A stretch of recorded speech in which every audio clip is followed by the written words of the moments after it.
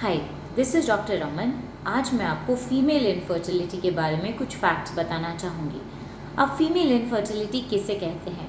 अगर एक महिला अपने पति के साथ 1 साल तक रह रही है और उन दोनों को बच्चा नहीं हो रहा है तो उसे बोलते हैं फीमेल इनफर्टिलिटी।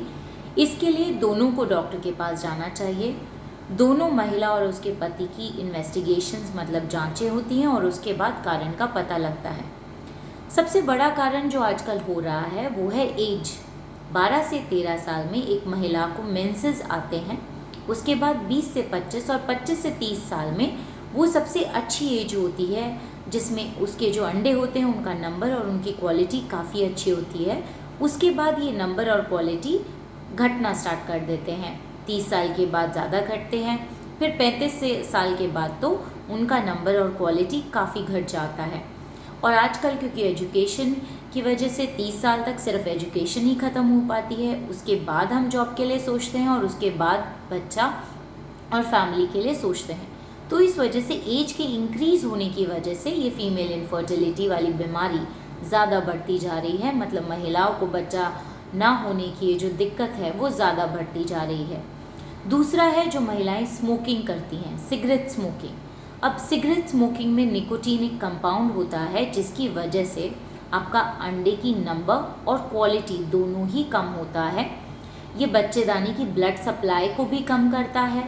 अंडा जब पति का जो अंश होता है स्पर्म उसके साथ मिलके जब बच्चा बनाता है तो उस बच्चे की डेवलपमेंट में भी ये प्रॉब्लम क्रिएट करता है और उस बच्चे की डेवलपमेंट में मतलब उनमें एनॉमलीज़ भी हो सकती हैं, कंजेनाइटल एनॉमलीज़ जिसमें क्रोमोसोमल एनॉमलीज़, ये सब आपके बच्चे में हो सकती हैं। अगर आप स्मोकिंग अभी बंद करते हैं तो बाद में ये डैमेज नहीं होती स्मोकिंग बंद करने के बाद, लेकिन ऑलरेडी जो डैमेज हो चुकी होती है वो रहती है, वो आप रिवर्स नहीं कर सकते।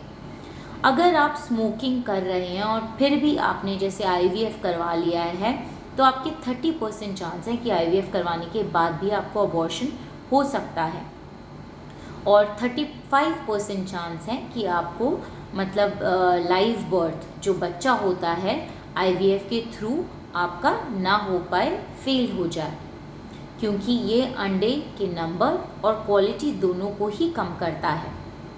अब उसके बाद अगर तीसरा जो हम सोचते हैं वो है मोटापा। अगर आप में मोटापा है, फैट काफ़ी ज़्यादा है, तो जितने फैट सेल्स होते हैं वो एक ईस्ट्रोजन प्रोड्यूस करते हैं। ईस्ट्रोजन हार्मोन जो होता है वो अंडा बनने के लिए बहुत ज़रूरी होता है, लेकिन अगर इसका हार्मोन का जो अमाउंट है वो ज़्यादा हो जाए बॉडी में तो आपकी साइकिल्स जैसे अगर रेगुलर आ रही हैं हर महीने तो वो इरेगुलर हो जाती हैं और अंडा बनने में और फूटने में दिक्कत करती हैं। ऐसे ही अगर आपका मोटापा, अगर आपका वेट कम है, अगर आप बहुत ज़्यादा पतले हैं तो फैट सेल्स कम होंगे, ईस्ट्रोजन कम बनेगा। अगर बॉडी में वो ईस्ट्रोजन कम है फिर भी वही दिक्कत होगी, अंडा नहीं बनेगा, अंडा फूटेगा नहीं, तो बच्चे के होने में दिक्कत हो सकती है। उसके बाद है जेनेटिक फैक्टर्स जो आपको बर्थ से होते हैं। क्रोमोसोमल जो एबनॉर्मेलिटीज़ होती हैं, कुछ सिंड्रोम्स होते हैं जिससे आपकी बच्चेदानी सही डेवलप नहीं होती। तो अगर बच्चेदानी डेवलप नहीं होती, रास्ता डेवलप नहीं होता तो बच्चा होने में दिक्कत होती है। इनको हम क्या बोलते हैं, ये सिंड्रोम्स होते हैं like Mayer Rokitansky Kuster Hauser syndrome, androgen insensitivity syndrome और क्रोमोसोमल एबनॉर्मेलिटीज़ भी हो सकती हैं जिनको हम बोलते हैं टर्नर सिंड्रोम। अब कुछ महिलाओं में जिनमें जो डायबिटिक हैं उनमें क्या प्रॉब्लम होती है, उनमें भी हार्मोनल इम्बैलेंस, इरेगुलर साइकिल्स मतलब साइकिल्स अपने टाइम पे नहीं आती, अंडा नहीं बनता, अपने टाइम से फूटता नहीं है, तो उनको भी यही दिक्कत होती है बच्चा होने में। अगर जिनको सीलियाक डिजीज़ है, लिवर डिजीज़ है या किडनी डिजीज़ है, उन लोगों को भी ये सारी दिक्कतें आ सकती हैं। So guys, that's all for today. This is Dr. Raman. If you like this video, please share and subscribe. Thank you.